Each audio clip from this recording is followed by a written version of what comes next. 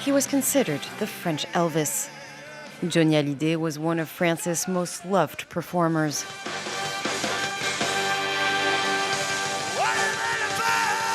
His career spanned a half-century during which he sold more than 100 million records.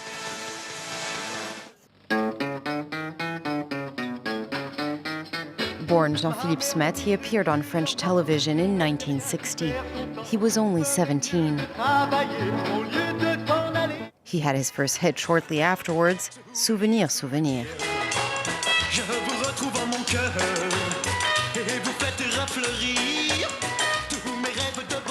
His fan base grew with the success of his songs, like Retiens la nuit, Hold Back the Night in 1962.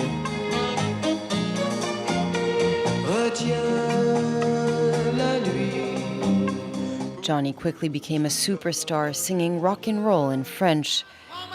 Women in particular were charmed by this American-looking young man. He imposed his repertoire, songs inspired by his U.S. idols, and introduced the entire nation to the twist and the Madison. His wedding with popular Bulgarian French singer Sylvie Vartan attracted much media attention. A year later, he had a son, David, who, like him, became a singer. As one of France's best-selling artists of all time, Johnny Hallyday managed to stage many appearances with the world's greatest, such as Jimi Hendrix, who opened for him at the Olympia venue in 1966. Throughout his career, he surfed on the trends of the time, from soul and blues to rock and roll and pop. France's most popular songwriters of the 80s, like Jean-Jacques Goldman and Michel Berger, wrote for him.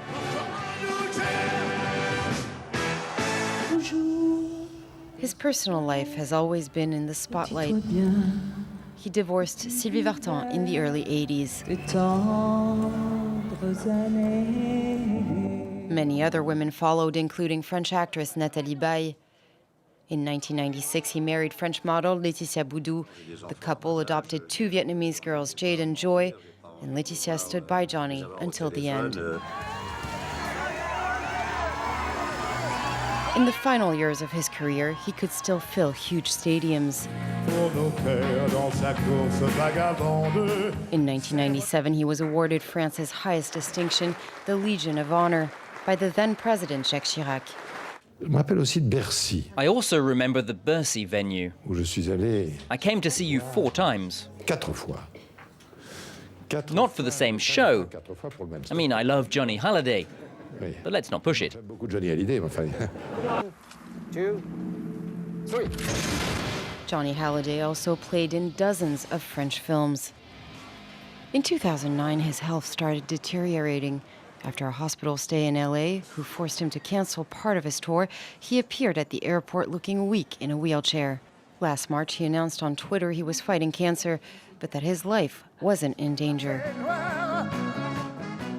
To prove it, Johnny went back on tour with the Vieilles Canailles, a group he created with long-standing friends Eddie Mitchell and Jacques Dutronc.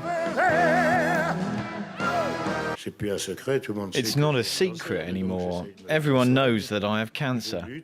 But I'm getting treatment and I'm fighting it, and I hope I'll make it. It was important for me to go on this tour because it helps me psychologically.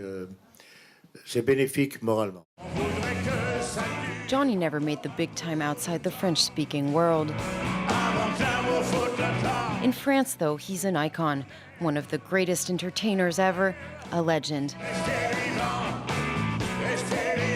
In the heart of his fans, he'll always stay alive, echoing the lyrics of one of his last songs.